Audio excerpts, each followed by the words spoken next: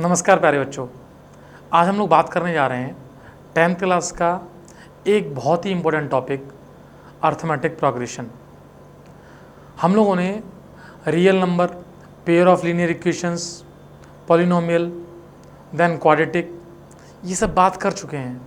अब बात करने जा रहे हैं सबसे इम्पोर्टेंट टॉपिक, और यू कैन से ऐसा टॉपिक जो अभी तुम्हें थोड़ा सा रिलैक्स देगा कि अभी तक क्वाड्रेटिक के बहुत क्वेश्चंस किए थे टफ और थोड़ा सा माहौल में इजीनेस आनी चाहिए। तो हम बात करते हैं, आज से स्टार्ट कर रहे हैं अर्थमेटिक प्रोग्रेशन। ये जो हेडिंग पड़ी हुई है ध्यान से इसको समझें।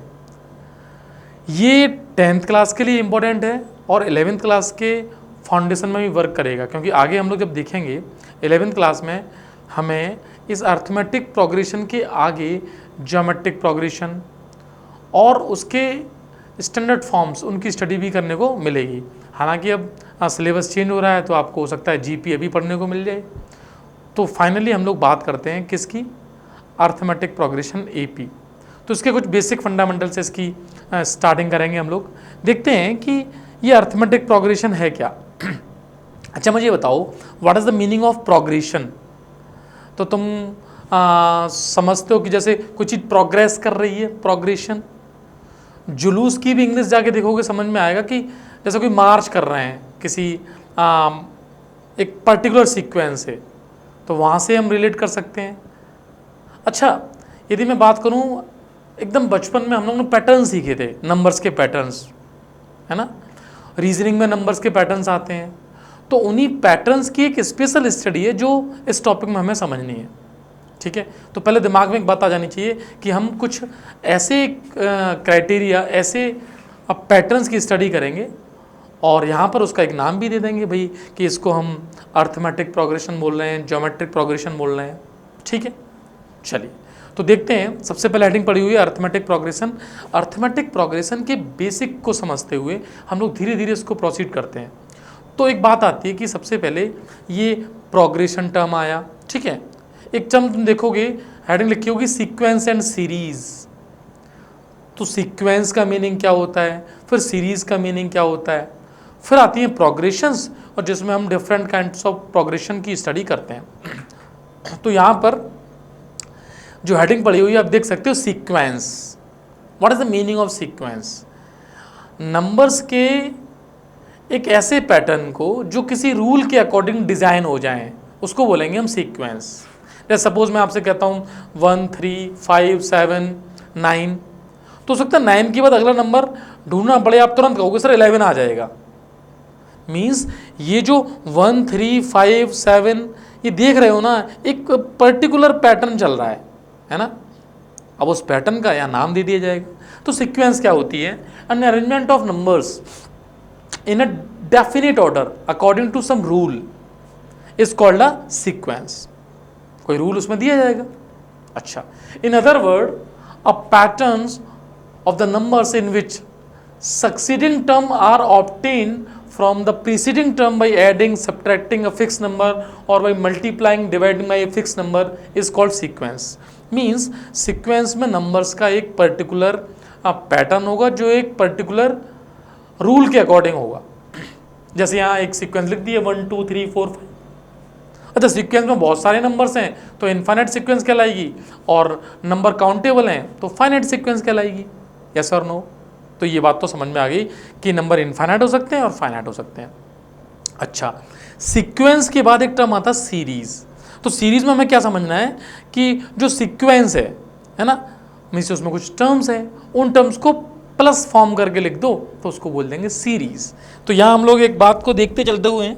यहाँ पर देखिए जरा, सपोज मैं आपसे ये कहूँ कि मेरे पास 1 3 5 7 9, ये क्या है, एक पैटर्न है, इसका एक रूल है, तो क्या एक सीक्वेंस है। तो सीक्वेंस बात समझ में आ गई कि सर इसमें आप डॉट डॉट तक लिखते चले जाओ, बहुत सारे टर्म्स लिख सकते हो आप, तो इनफाइनाइट सीक्वेंस हो जाएगी। अच्छा, सीक्वेंस के बाद यदि मैं प्लस कर देता हूँ, ऐसे लिख देता हूँ, तो इसी को बोलता हूँ मैं सीरीज। तो दो टर्म क्लियर हुए, सीक्वेंस एंड सीरीज। ठीक, तो चैप्टर कभी कभी आपको देखने को मिलेगा कि चैप्टर का नाम सीक्वेंस एंड सीरीज है, तो क्यों बोलते हैं। अच्छा, ठीक है भाई, ये दो बातें क्लियर हो गई। अब बात आती है अर्थमेटिक प्रोग्रेशन। तो प्रोग्रेशन भी एक सीक्वेंस है, हाँ, उस प्रोग्रेशन का नाम जब अर्थमेटिक प्रोग्रेशन आ रहा है तो उसका एक स्पेशल रूल है, उस रूल को याद रखना है।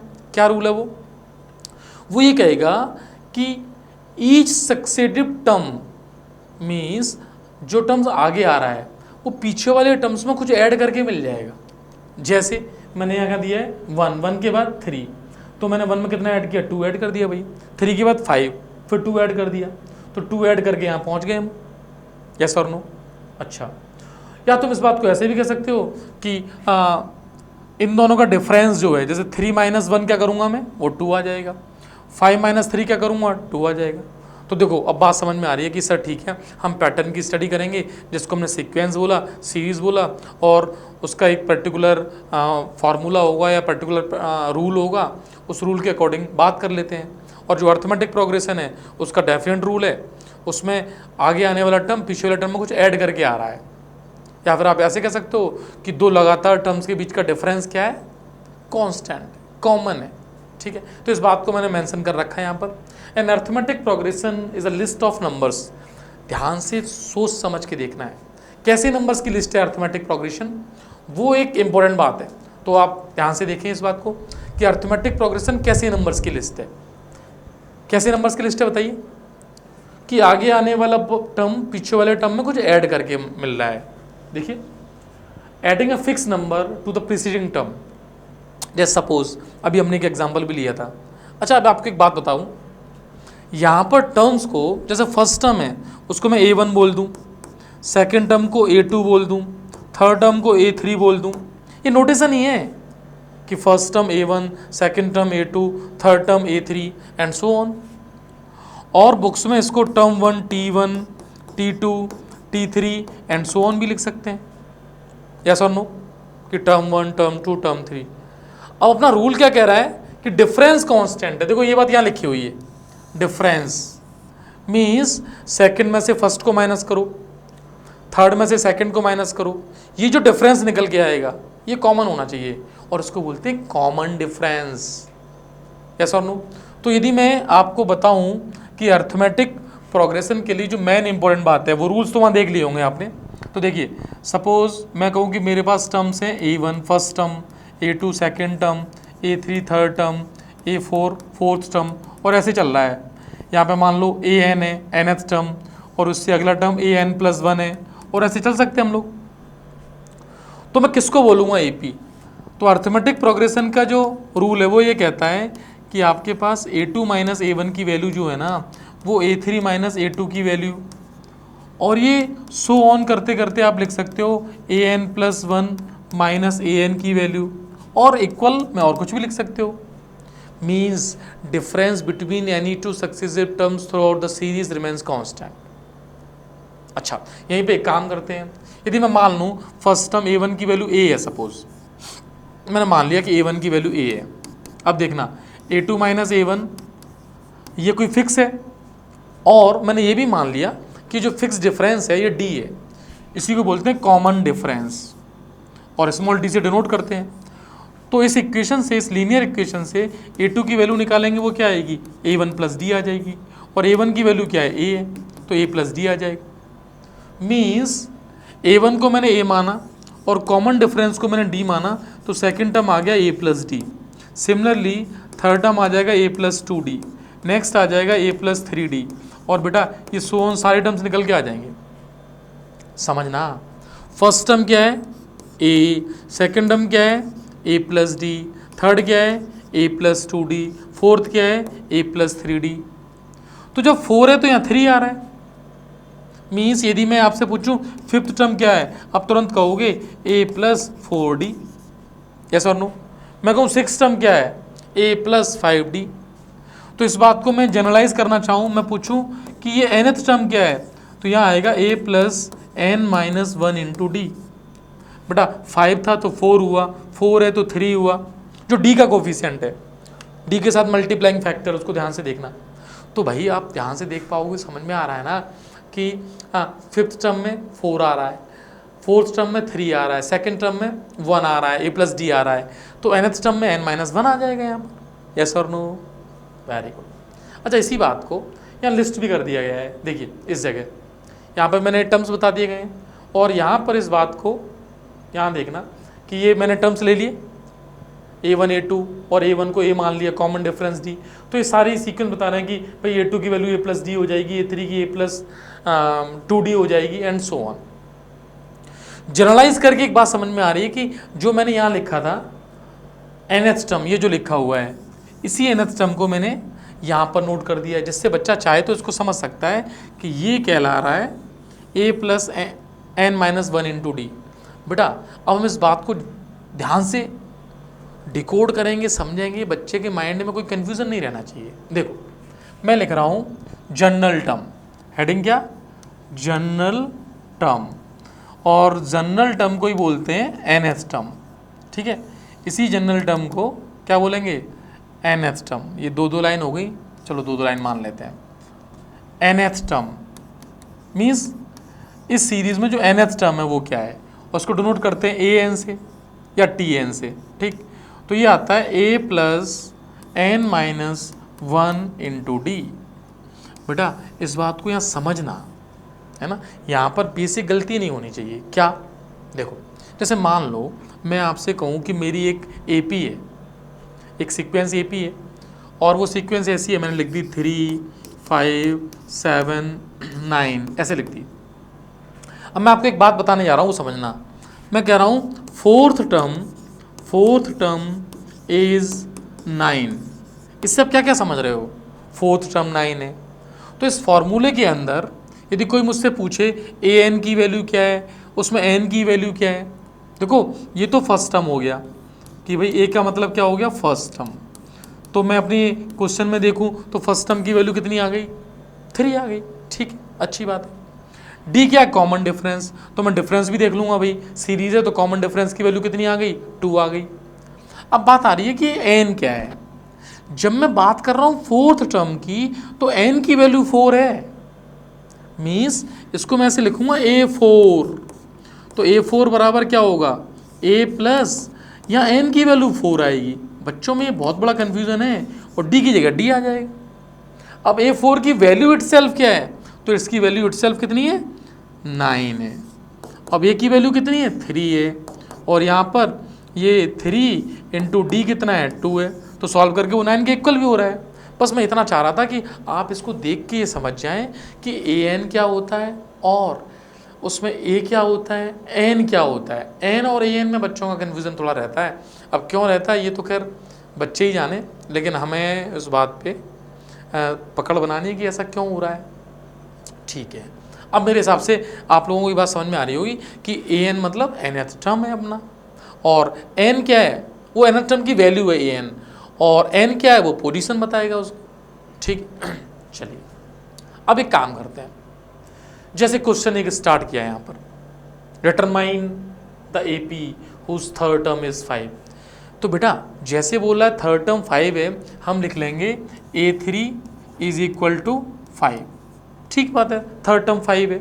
अच्छा, सेवेंथ टर्म इज 9, तो A7 इज इक्वल टू 9, अच्छी बात है। थर्ड टर्म ये हो गया, सेवेंथ टर्म ये हो गया।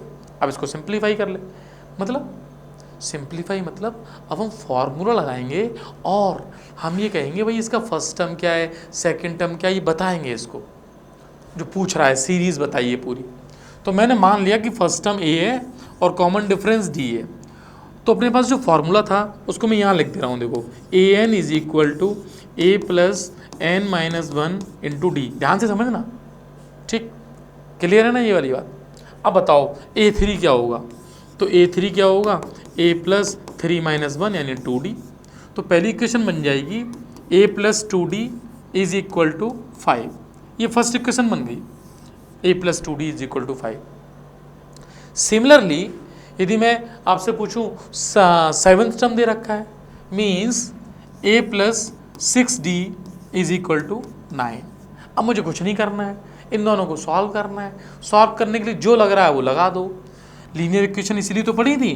तो A+2D इज इक्वल टू 5, ये मैंने क्या कर दिया, माइनस कर दिया, माइनस करके सिंप्लीफाई किया। 4D की वैल्यू कितनी आ जाएगी, 4। तो D की वैल्यू बेटा ध्यान से बताओ कितनी आ गई, 1, D1 को किसी एक इक्वेशन में रख देंगे, जैसे मैंने D1 को यहाँ रख दिया सपोज, ठीक। तो a+2 × 1 = 5, तो a की वैल्यू कितनी आ गई, ये आ गई 5 - 2 = 3। बेटा मेरा फर्स्ट टर्म आ गया और मेरे पास कॉमन डिफरेंस आ गया, तो मैं इस पूरी सीरीज़ को बता सकता हूँ। कैसे? मैं सीरीज़ लिखूँगा a, फिर मैं a+d, तो d कितना आया, 1 आया, तो 3, 4, 5, 6, 7, 8, ये अपनी सीरीज़ बन गई। बड़ा सिंपल सा क्वेश्चन था। तो तुम देख के देखो, first term, second term, third term, तो थर्ड टर्म 5 है, फिर फोर्थ, फिफ्थ टर्म 6 और 7 टर्म 9 आ जाएगा। अब कोई पूछे मुझे इस सीरीज़ का 20th टर्म बताओ, तो मैं लिख दूंगा, अच्छी बात है 20th टर्म। तो a20 पूछ रहा है मुझसे, तो मैं लिख दूंगा a+19d। a की वैल्यू कितनी है, 3 + 19 × d की वैल्यू मेरे पास कितनी है, 1, तो 19 + 1 कितना, 19 + 3 कितना हो जाएगा, 22 हो जाएगा। मीन्स अब मैं इस सीक्वेंस एपी का पोस्टमार्टम कर सकता हूँ, सब कुछ बता सकता हूँ इसके बारे में। और बेटा ऐसे बहुत सारे क्वेश्चन जो हम सॉल्व करेंगे, ध्यान से बस जुड़े रहना, समझना है। जैसे एक क्वेश्चन और देख लेते हैं। क्वेश्चंस की कमी नहीं, बहुत सारे क्वेश्चंस हैं, यही काम करना है। देखो अब इसमें क्या करें, 8th टर्म 37 है, 12th टर्म 57 है, एपी बताओ। तो डायरेक्ट हम क्या लिखेंगे, 8th टर्म कितना है, 37।